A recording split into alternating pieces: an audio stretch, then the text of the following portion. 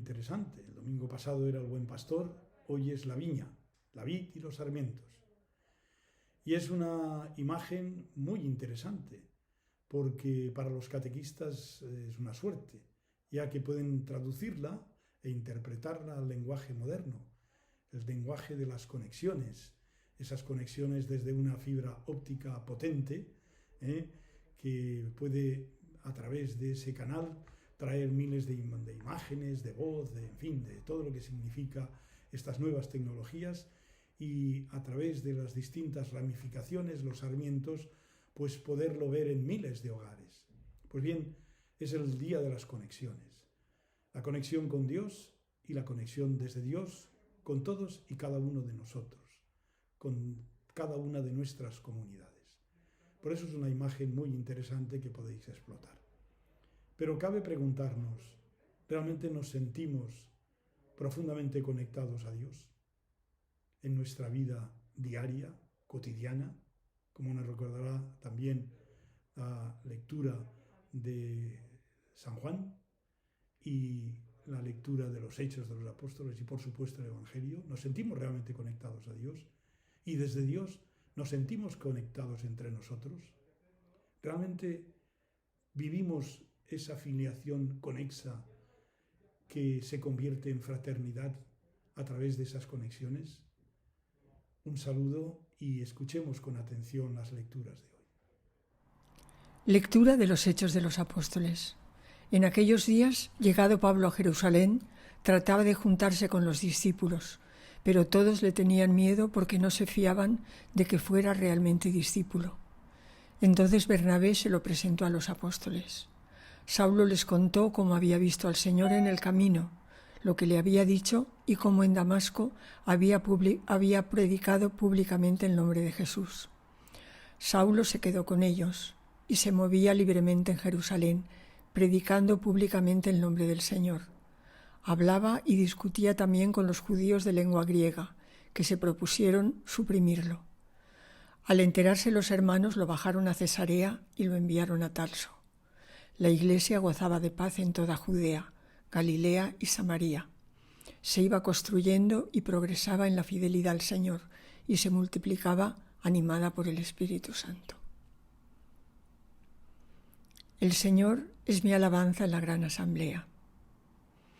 Cumpliré mis votos delante de sus fieles. Los desvalidos comerán hasta saciarse.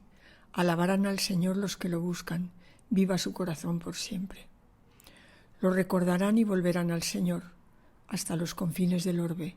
En su presencia se postrarán las familias de los pueblos. Ante Él se postrarán las cenizas de la tumba. Ante Él se inclinarán los que bajaban al polvo. Me hará vivir para Él, mi descendencia le servirá. Hablarán del Señor a la generación futura. Contarán su justicia al pueblo que ha de nacer, todo lo que hizo el Señor. El Señor es mi alabanza en la gran asamblea. Lectura de la primera carta del apóstol San Juan. Hijos míos, no amemos de palabra y de boca, sino de verdad y con obras. En esto conoceremos que somos de la verdad y tranquilizaremos nuestra conciencia ante Él, en el caso de que nuestra conciencia nos condene, pues Dios es mayor que nuestra conciencia y conoce todo. Queridos, si la conciencia no nos condena, tenemos plena confianza ante Dios, y cuanto pidamos lo recibiremos de Él, porque guardamos sus mandamientos y hacemos lo que le agrada. Y este es el mandamiento, que creamos en el nombre de su Hijo Jesucristo, y que nos amemos unos a otros, tal como nos lo mandó. Quien guarda sus mandamientos permanece en Dios, y Dios en él. En esto conocemos que permanece en nosotros por el Espíritu que nos dio. Lectura del Santo Evangelio según San Juan. En aquel tiempo dijo Jesús a sus discípulos: Yo soy la vid verdadera, y mi Padre es el viñador. A todo sarmiento que no da fruto en mí lo arranca, y a todo el que da fruto lo poda para que dé más fruto. Vosotros ya estáis limpios por las palabras que os he hablado. Permaneced en mí y yo en vosotros. Como el sarmiento no puede dar fruto por sí si no permanece en la vid, así tampoco vosotros si no permanecéis en mí. Yo soy la vid, vosotros los sarmientos. El que permanece en mí y yo en él, ese da fruto abundante, porque sin mí no podéis hacer nada.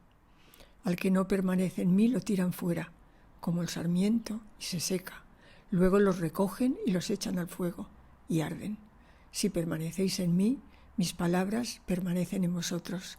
Pedid lo que deseáis y se realizará. Con esto recibe gloria mi Padre, con que deis fruto abundante. Así seréis discípulos míos. La primera lectura nos presenta a Pablo, que después de la conversión vuelve a Jerusalén. Este texto es a continuación de la vocación de Pablo. Es un texto a la vez dramático y entrañable, dado que nos presenta la reacción de los creyentes ante alguien que era muy conocido como antiguo perseguidor. Y lógicamente eso no se curaba de la noche a la mañana. Sabemos que este viaje a Jerusalén, según nos cuenta el libro de los Hechos y en parte las cartas de San Pablo, concretamente Gálatas, se realizó 3 años después de estar en la zona de Arabia, probablemente la zona de Petra, Nabatea, reflexionando sobre su vida y también después de su primera predicación en Damasco después de la conversión. Lo más importante es que Lucas tiene mucho interés en poner en relación a Pablo con la comunidad madre de Jerusalén y ponerlo en relación, por lo tanto, con los apóstoles. En este sentido, gracias a Bernabé, para mostrar la comunión de Pedro y Pablo, de la iglesia de Jerusalén y las iglesias que Pablo iba a comenzar a evangelizar y había ya empezado, como que lo que les unía era mucho más importante que lo que les podía separar. Lucas está preparando las cosas justamente para dejar poco a poco a Pablo como protagonista del libro de los Hechos, que a partir del capítulo 13 ya directamente será el apóstol Pablo quien adquiera todo el protagonismo. Pablo tiene ocasión de experimentar que los judeocristianos no se fían de él. En el plano humano, la escena es de un realismo sobrecogedor, difícil y de una autenticidad indiscutible, porque si no, no se hubiera hablado tan claro. Entrar en comunión vital, aceptar en la propia familia a quien no hace mucho les perseguía y les daba muerte, no era un asunto ligero. La proclamación de esta lectura hoy nos invita a una reflexión profunda sobre el nivel de acogida que se da en nuestras comunidades religiosas, familiares y parroquiales. Debemos, animados por el Espíritu del resucitado, crear espacios para una verdadera comunión que acepta al otro en su situación real, y esto solo es posible en clave de Pascua. También en el texto de hoy es importante poner de manifiesto que Pablo el perseguidor ha tenido en el camino una experiencia del Señor resucitado, como la han tenido los apóstoles y otras personas, y está en disposición de anunciar la resurrección. La vocación apostólica y la fe en Jesús lleva consigo las marcas del Maestro, la persecución y la muerte. El éxito humano y ostentoso no son las señales verdaderas del testigo de Jesús. Son testigos del resucitado que está sentado a la derecha del Padre y les reafirma con el don del Espíritu, como lo sigue haciendo ahora con la Iglesia y con los creyentes inmersos en un mundo hostil y agresivo. Tampoco el creyente de hoy lo tiene fácil, porque debe mantener a la vez la necesidad de la encarnación, estar metido total y absolutamente en el mundo para vehicular el mensaje de Jesús resucitado y las exigencias de la fe en Jesús. Ambas realidades se necesitan para realizar la auténtica humanización del mundo. Por lo tanto, como Pablo, estamos llamados a evangelizar con todas nuestras fuerzas y anunciar a ese Cristo resucitado que viene a crear un mundo nuevo, nacido justamente de ese costado de Jesús, de esa Eucaristía que es el sacramento del itinerario del cristiano y de la Iglesia. La segunda lectura también, como siempre en este tiempo de Pascua, de la primera de San Juan, nos habla de la praxis del amor y de la verdad, de la praxis, no de la teoría, sino de la actuación. La vida cristiana no se puede convertir en una ideología, no se puede convertir en algo etéreo. Por eso habla de la conciencia en 4 ocasiones, que se mantiene en la cabeza, esa ideología, sino en lo que uno vive del corazón y lo expresa en su comportamiento diario. Para la Biblia, el corazón es la sede de todas las cosas, del pensar y del obrar. Y es el corazón el que nos juzga y que dice si nuestro cristianismo es verdadero o es una pura ideología, una pura entelequia. Por eso el corazón es la sede de la auténtica conciencia que se convierte en proactiva de cara a nuestras actuaciones diarias. Y no puede engañarnos, y si nos autoengañamos, es el peor favor que nos podemos hacer a nosotros mismos. Por eso la verdadera religión comienza siendo una cuestión de fe, pero se muestra en la actuación cotidiana, donde lo que se cree se ha de llevar a efecto. De lo contrario, no habría fiabilidad. Es aquello que decimos muchas veces, nos lo creemos. Esa persona se lo cree y se lo cree en profundidad. Lo principal de esta praxis es que la fe en Jesucristo implica necesariamente el amor a los hermanos, como Él nos ha pedido, como Jesús nos ha pedido, como lo ha exigido a los suyos en el discurso de la última cena, el lavatorio de los pies, ese mandamiento nuevo, etc. Así es como podremos saber que estamos con Dios y que tenemos el Espíritu. El amor a los hermanos, que en la teología joánica equipara al amor a Dios, garantiza la verdad de nuestra vida cristiana. El amor a los hermanos es el criterio de la conciencia verdadera. Por eso el Señor, desde esta lectura, nos invita a vivir ese amor como la conexión más directa con el amor de Dios. Y finalmente el Evangelio del que hemos hablado al principio, esta metáfora de la vid, pero que en el fondo nos está respondiendo a una pregunta. ¿Quién es el Señor? ¿Quién es Dios? Se nos presenta con esta metáfora, con esta imagen que era tradicional en la Biblia, la de la viña, el canto famoso de la viña del capítulo 5 del profeta Isaías, que tiene unas constantes muy peculiares. La viña era el pueblo de Dios. Sabemos que la viña está compuesta por muchas cepas, pero la viña no ha dado fruto bueno, es un fracaso, se debe arrancar. Este es el canto de Isaías. ¿Lo arrancará Dios? Pero Jesús da un giro. La auténtica vid soy yo y mi Padre es el labrador. A todo sarmiento mío que no da fruto lo poda, para que dé más fruto. El Antiguo Testamento utiliza la imagen de la viña para expresar la realidad del pueblo de Dios. Jesús condena en su persona lo que significa la viña como imagen de Israel. Condensa en la viña, pero realiza una transposición muy significativa al afirmar que Él es la auténtica vid. Con esta imagen se expresa la misma teología que Pablo cuando habla del cuerpo de Jesús, la cabeza y los miembros, que es la Iglesia, todos los miembros. La referencia al Padre que cultiva y cuida solícitamente esta viña es un motivo de confianza para la Iglesia.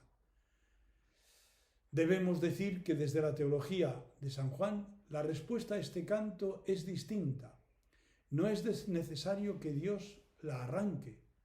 Ahora Jesús se va a presentar como la clave curativa, que la viña produzca buenos frutos.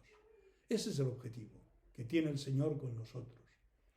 Por eso Él se presenta como la vid y todos los hombres como los sarmientos, para que sea posible dar buen fruto. Pero escuchando su palabra, los sarmientos tendrán savia nueva, vida nueva, y entonces llevarán a cabo las obras del amor. Jesús está convencido que permanecer en Él es una garantía para dar frutos. Con esto se complementa la enseñanza de la epístola de San Juan, en la que se propone a los discípulos permanecer en Dios. El camino para ello es permanecer en Jesús y en su Evangelio. También el Evangelio nos recuerda: vosotros estáis limpios por las palabras que os he hablado. Permaneced en mí y yo en vosotros. El Evangelio de Juan desarrolla una teología de la palabra para construir la Iglesia, que le es muy peculiar. Así lo expresa: si permanecéis en mí y mis palabras permanecen en vosotros.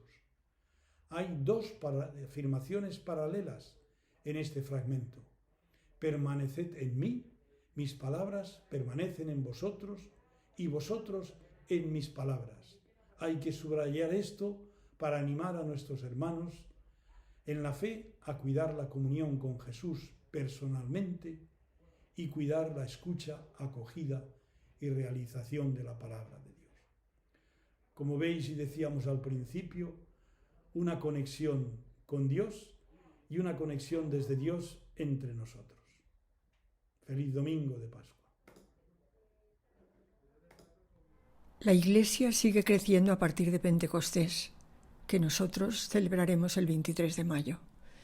El texto de los Hechos nos pone en evidencia los prejuicios. Los discípulos tienen miedo de Saulo. Ya lo tenían etiquetado, no se fiaban de él. Pero Bernabé intercede. Entonces Saulo tiene la oportunidad de dar su experiencia y ellos de conocerla. Saulo también habla sin temor con los judíos de lengua griega, pero van a por él, y los discípulos lo retiran del peligro llevándolo a Cesarea para enviarlo a Tarso. Poco a poco se va estructurando la Iglesia en Galilea, Samaria y Judea, animada por el Espíritu Santo. San Juan nos dice que no amemos de palabra y boca, sino con obras. Nuestro testimonio es lo que hacemos, cómo vivimos, cómo nos relacionamos, de qué nos preocupamos, dónde ponemos el corazón. Apoyarnos en Jesús, confiar en Él, en su nombre, permanecer en Él con la ayuda del Espíritu. En el Evangelio hay algunas frases que me han llamado la atención. A todo sarmiento que no da fruto en mí, en Jesús, el Padre lo arranca. Y todo el que da fruto lo poda para que dé más fruto. Esto me podría explicar bastantes cosas. El sarmiento no puede dar fruto por sí si no permanece en la vid. Así tampoco vosotros si no permanecéis en mí. Esto es una cura de humildad. ¿A dónde voy yo? ¿Qué me creo? Si permanecéis en mí y mis palabras permanecen en vosotros, pedid lo que deseáis y se realizará. Con esto recibe gloria mi Padre, con que deis fruto abundante. Así seréis discípulos míos. Sigamos celebrando con alegría y esperanza la Pascua de Resurrección, contando con el buen pastor que nos cuida, con el viñador que nos poda para que demos fruto abundante para la gloria del Padre.